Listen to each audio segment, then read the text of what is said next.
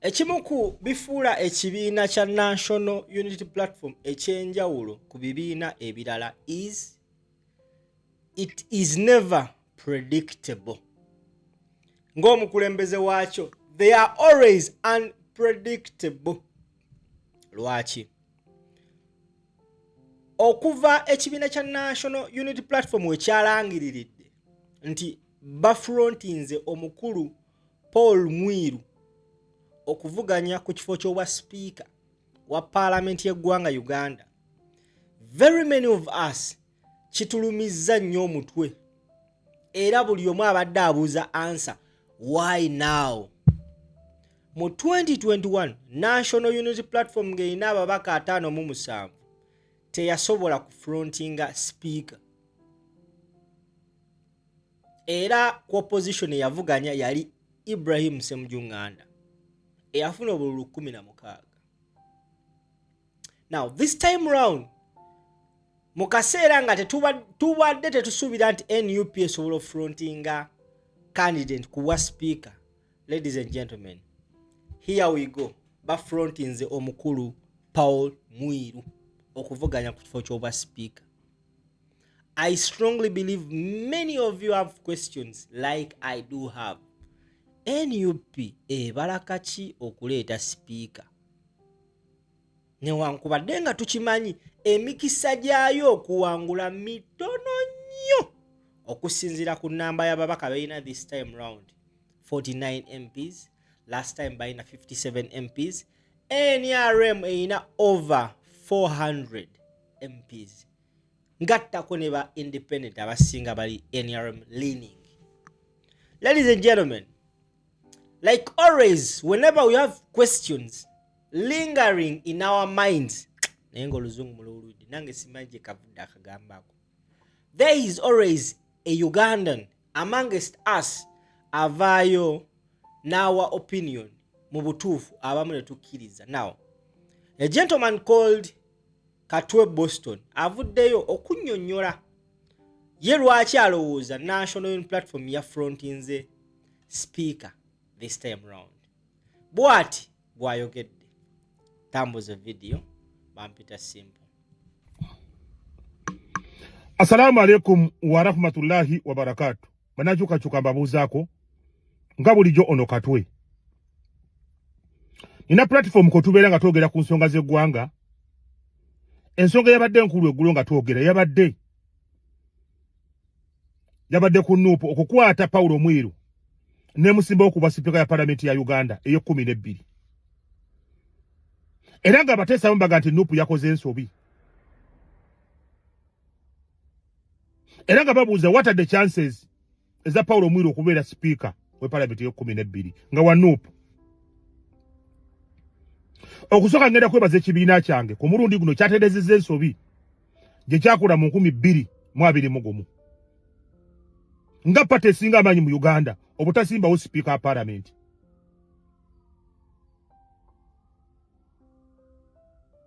Eyo bakola nsobi gye batereezezza ku mulundi guno. Political party yonna eri serious.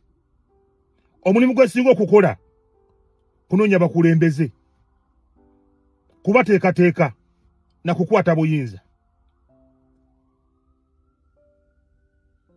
Ekyo Museveni kyamutuukako mu 8 bwe yakwata obuyinza nga amaze okuyegera eggwanga nga talina bakulembeze. Kyamwaliza okujja okukima bakulembeze mu DP ne mu UPC okusobola okukola gavumenti. Kati ekibiina nga NUP ekyeteesereza okulembera eggwanga kiteekeddwa okuba nga kirina abakulembeze ku buli mutendera. Kati mu 2021 opposition yaleeta abantu babiri okuvuganya oba speaker n'oba deputy speaker. Kuba speaker Ssemujju Ibrahim Nganda ye yajja agenda kuvuganya Jacob Oulanyah. Oba deputy speaker eyaleetebwa Yusufu Nsibambi agenda kuvuganya Anita Amongo. Mujigire parliament eyo eye 11 yalimu ababaka abasukka mu 10 abenkyukakyuka. Tugenda okuva mu kalulu ako nga Ssemujju afunye obulu 15 nga Jacob Oulanyah muwangudde. Then nga Anita Amongo awangudde Yusufu Nsibambi Kasemambya afunye obululu 25. Kiba kitegeeza Ssemujju tiyali candidate mutuufu kuba main speaker. Tisinga twakwata Nsibambi n'aba nga yakulembedde. Yali asobola okufuna obululu 25 bwafunye n'agatako n'Ssemujju 15 ate n'anoonyayo n'obulala. Lwaki omulimu guno gwakaluubirira nnyo Ssemujju? However, Ssemujju teri amutankana kuba musajja mugezi. Very knowledgeable man. Ekyasooka okumusuula kyali kimu. Yasoma journalism. Nti yali agezaako kumenya byafaayo munnamawulire okubeera Speaker wa Parliament ya Uganda. Because kiri munono yaffe mu DNA ya byabufuzi mu Uganda. Omuntu ateekeddwa okuba Speaker ateekeddwa okuba munnamateeka. Bw'otunuulira James Wapakabulo yali munnamateeka omutendeke. Bw'otunuulira Francis Ayume yali munnamateeka omutendeke. Bw'otunuulira Kiwanuka Ssekandi munnamateeka. Rebecca Ayitwala Kadaga munnamateeka. Jacob Oranya munnamateeka. Ne Anita Amongo munnamateeka. Kati Ssemujju yali agezaako okukyusa byafaayo. Parliament ekubirizibwa omuntu nga munnamawulire. Tekyali kyangu. So kiba kitegeeza Ssemujju teyali best candidate mu kifo ekyo.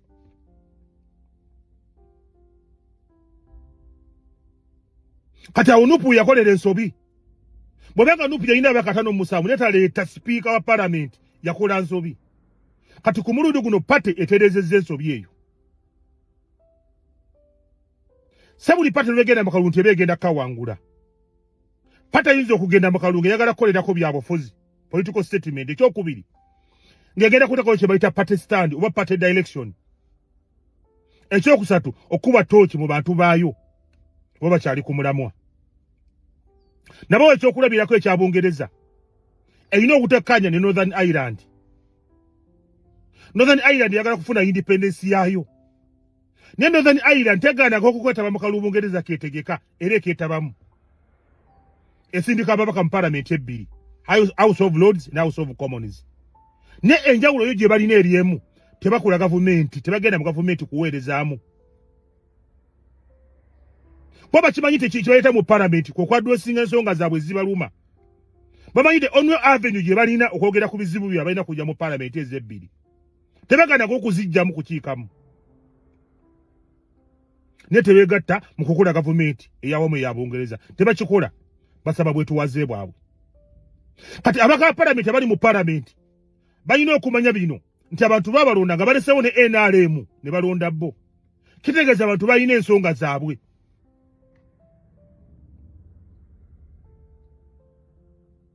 Kati ensobi gye twakola mu 2021 tugitereezezza kati okweta Paulo Mwiru. Teri amutankana kubeera mugezi, very articulate, very intelligent, very knowledgeable. Ate nga alina experience munnamateeka. Eno Parliament yakiika mu yakusatu nga ye Paulo Mwiru. Era Paulo Mwiru omuteeka ku minzaani ne Jacob Oboth tebasobola kwenkanankana. Tebasobola kwenkanankana. Ono omusajja Paulo Mwiru ali very versatile. Amanyi okutembeeta ensonga mugezi muzibu. Tebasobola kwenkana ng'obatadde ku scale.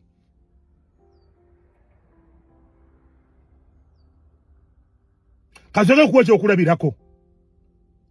Mu 2021 pate yange ya NUP yakola ensobi ku Sitewolo Lukwago wabadde atuula. Lukwago agenda okujja mu kansa eyo nga balina beefuddisa abantu 3.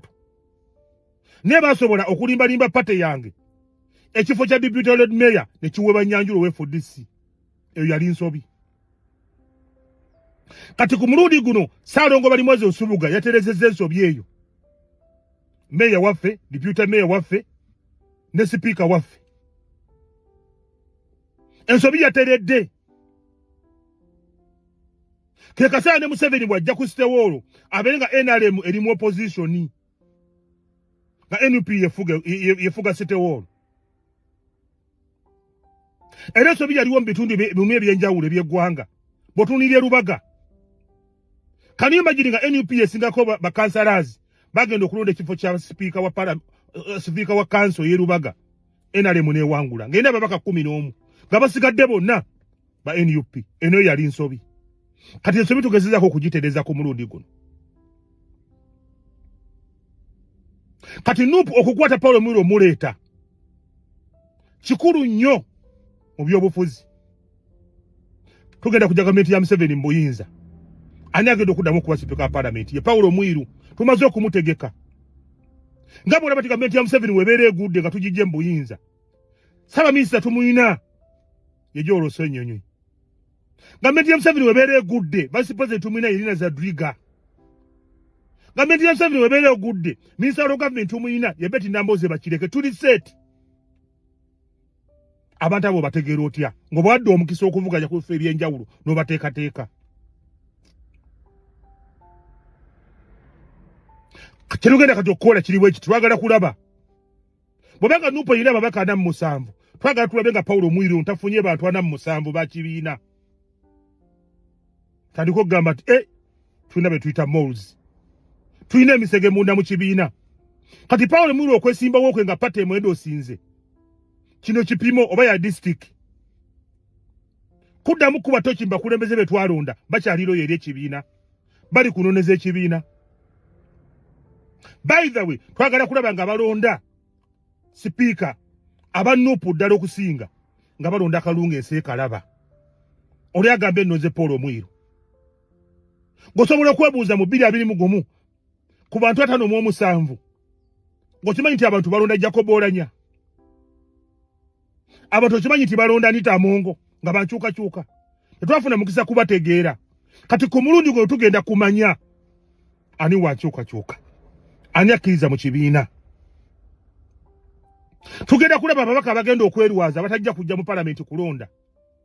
Abagenda okubeera nga tebaliiwo tugenda kubalaba.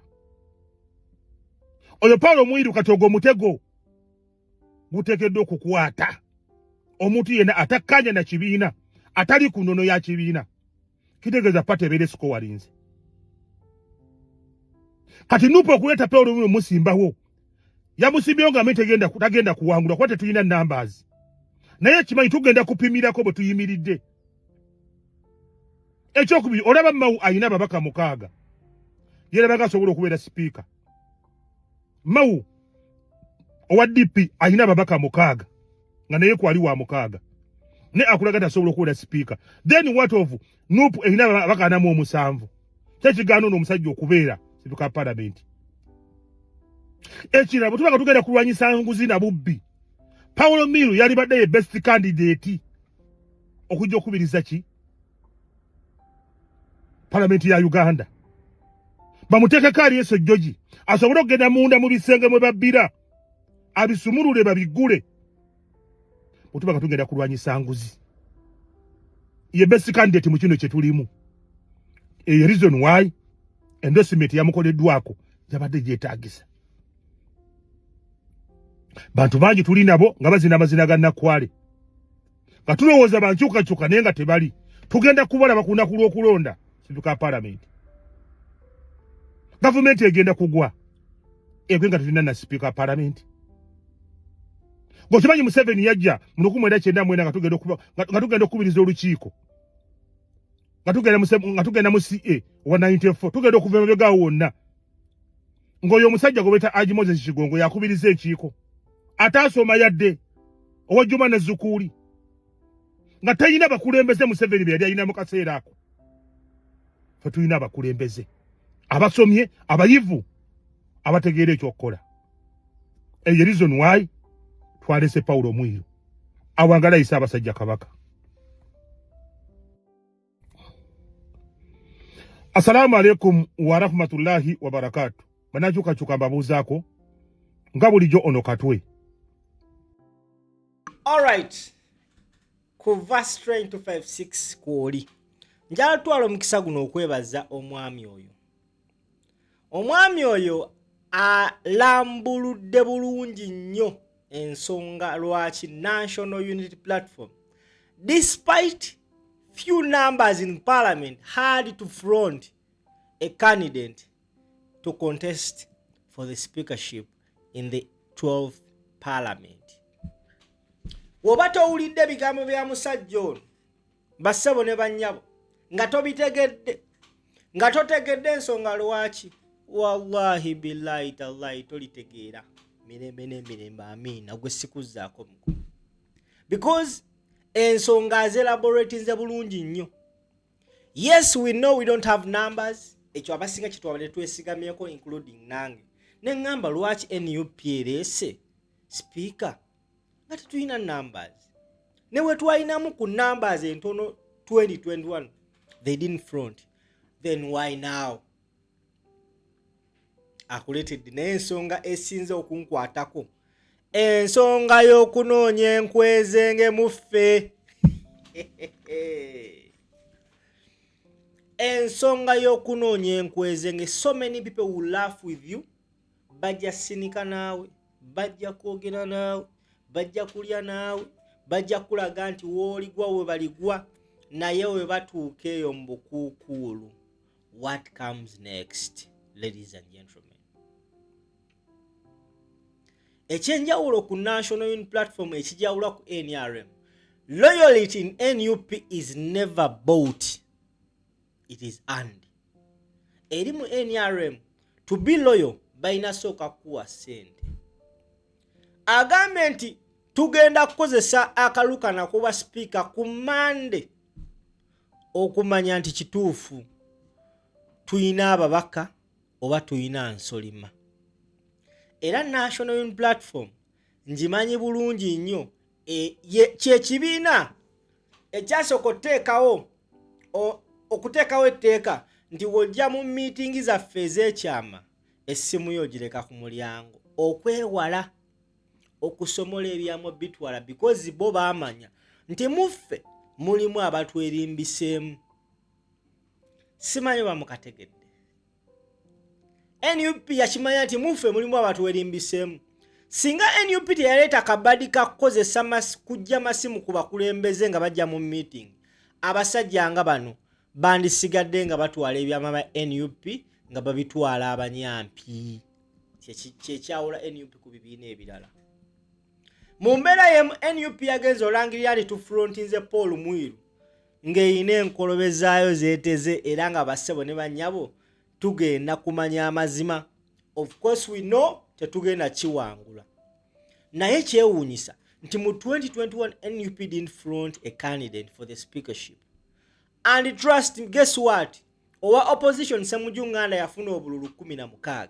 Ku babaka abaali mu NUP abangi, ekitegeeza nti abasinga bawa Anita Amongo oba bawa Oulanya rather. Okategedde. Now, this time round, wali eri balina ensonga zaabwe tetulese waffe tulina olonda gwe tuwaagala because ekibiina kyagamba it is okay, choose who you want, the best candidate may win. This time round they have paraded their own Paul Mwiru bakoze ne press conference olunaku lw'ejjo yasomye ne manifesto ye. Kati gwe mubaka wa NUP toyina any reason whatsoever gy'oyinza kuwa butalonda Paul Mwiru. Mukono nga balonda speaker wa council, ababaka ba NUP ba councillors abakiika ku lukiiko babadde 16 nga NRM ina ababaka ba councillors 6. Wallahi billahi tallahi bagenza omaliriza olondo okubala obululu nga owa NRM alidde owa NUP. Okategedde akantu ako. So nebaza omwami oyo Kabuye Boston, at least nze nganze omutima gukkakkanye. Yes, because nze omukubadde bagamba naye ne mbamukali nti NUP terina kintu kyeyingiramu nga terabyewo muwaatwa kuyisaawo nsonga.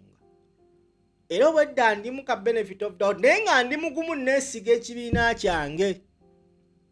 Now, the gentleman has elaborated everything clearly, unless nga goina akatuli ku mutwe okuba nga totegedde ensonga eyo. N'olw'ensonga eyo nebaza mwenna abagoberera video zino bampita Simple MC okuva ku Zayed Lighting Store nkutegeeza nti tulina amataala. Bambi mujje mutuwagire. Oyina ennyumba yo, maka, oyina apartments, oyina essomero, oyina restaurant, oyina hotel, tuyina amataala n'ebyamasanyalaze byonna oyagala waya ogenda kukola wiring. We have each and everything ku store yaffe. Call us using those numbers eziri awo wansi tukwatagane. Yes, support me bannaye mumpagire amanya bampita simple wera